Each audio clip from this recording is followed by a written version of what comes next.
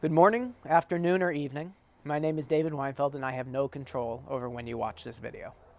I am honored to be the Class of 2020 Commencement speaker. I know how much we all wanted to be celebrating together with family, friends, teachers, and classmates. I am disappointed that I can't speak to you in person today, but I am thankful that I can edit this speech so it appears that I am the greatest speaker of all time. During this unprecedented time in our country and in medicine, I want to do my best to both appropriately acknowledge the reality of our current situation while jovially recalling the last 4 years of our journey. I want to start with a brief anecdote. My favorite television show growing up was Scrubs, a comedy that follows 3 young doctors, their attending mentors, and nurses. Often hailed as the most medically accurate show, the sitcom had an ability to seamlessly jump from dramatic to comedic to dramatic. The show's first episode began on the main character's first day of intern year and followed his matriculation from intern to resident to attending. The show ran for 8 hilarious seasons and concluded with a perfect finale. But the network thought the show could continue. They ordered a spin-off branded as a 9th season of Scrubs. It was now a comedy about a new medical school built around the community teaching hospital. Does that sound familiar? Could this show have extended run following the characters in a medical school setting? Of course not. The studying and long hours of medical school are boring. So, the show received its worst ratings, poor viewership, and a swift cancellation. My goal today is to make the next few minutes the opposite of Season 9 of Scrubs. I want medical school to sound interesting. Over the past 4 years, we have been through a lot together. Remember our white coat ceremony in August of 2016? On that day, founding Dean Dr. Folberg welcomed us to the OUWB community. Dr. Angela Nuzzarello referred to us all as you, the class of 2020. She said you have done 123,000 hours of community service, and you have traveled to 107 countries. You, my classmates, did amazing things. But the class of 2020 being a you was really a misnomer.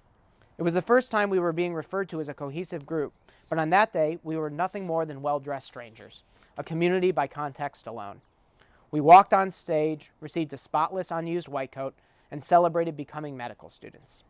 The only thing that we had even accomplished before that white coat ceremony was completing orientation. We received OUWB branded backpacks, new laptops, and were told to bookmark the websites Oasis, Moodle, MySail, and Panopto. We were so thankful for those lessons that we collected money and bought the orientation staff a card and flower as a token of our appreciation for their efforts. I remember having 2 thoughts that day. 1, this class is full of empathetic people, and 2, that if this tradition continued, we would all end up being in more debt than we had even intended. The following week, the work really began. As M1s, we began learning human anatomy with our first patients in the donor lab. We spent long nights looking at every muscle and nerve in the body, and smelled like formaldehyde until the beginning of M2 as a result. Those were not easy times, those first 4 months. The anatomy of the pelvis is hard enough to learn, but it's harder to remember when the morning lectures ask you to memorize every board-testable parasite, fungus, and bacteria known to mankind. We wondered, why do I even need to know all this stuff? The answer is clear. Because slides 8 and 9 of lecture 17 of our respiratory unit was the basis for a global pandemic. Yep. We learned about coronavirus all the way back then. I guess every slide did matter. In reality, those months built a strong foundation for us to build our medical education upon. During M1s, our loved ones were cut out, our free time dwindled, and our priorities shifted.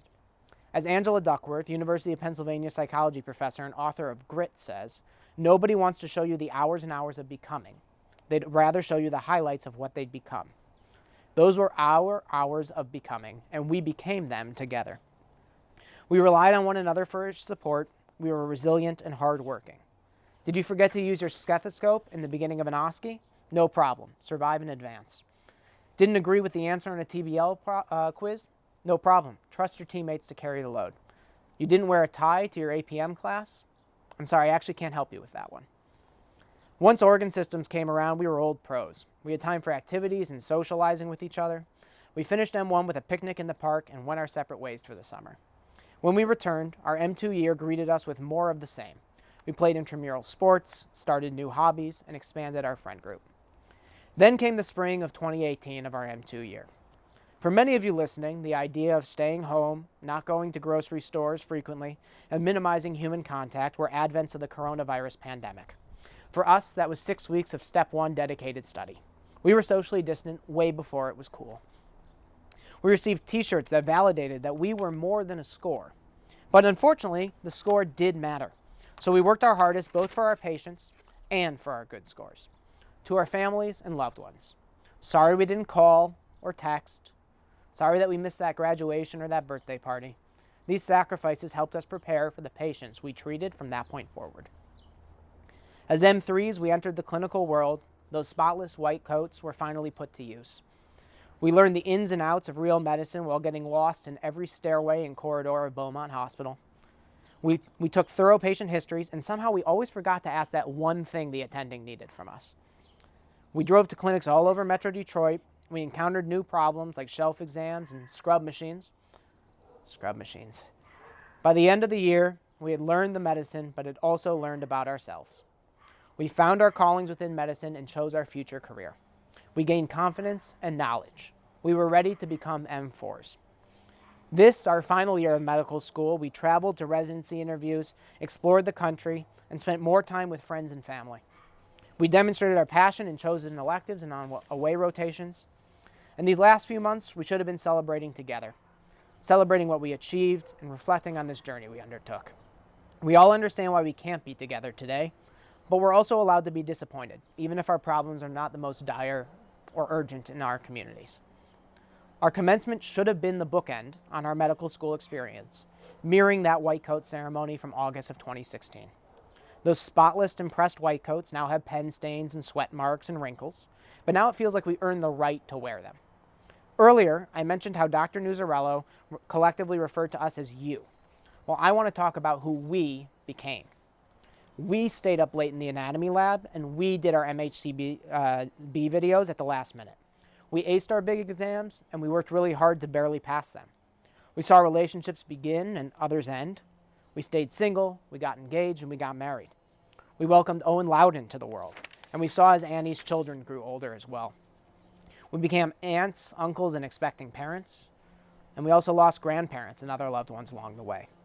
We became runners, some even completing half marathons, and we became less active, skipping workouts so that we could read textbooks from cover to cover.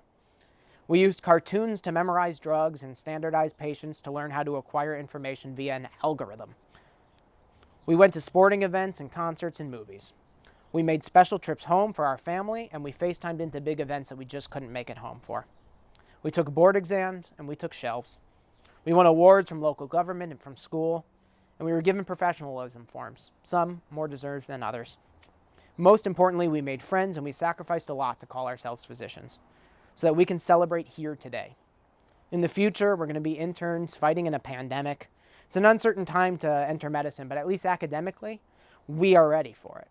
And most importantly, we will become empathetic, compassionate, and knowledgeable physicians. I am so happy to be a part of those we's. I am proud to have completed medical school with you all, and I know that we're all going to do great things. One of the reasons I mention my love of the sitcom Scrubs is because it shows the importance of community, that each of the characters could not complete medical training without the support of friends, families, and mentors. I feel the same way about each of you watching this digital recording here today. Thank you all, because we can't do this all on our own. I wanted to close with a quote that we've all seen a lot and means a lot to all the medical students graduating to physicians now. Copyright you, world. Please do not save, print, cut, copy, or paste anything while a test is active. Congratulations, class of 2020.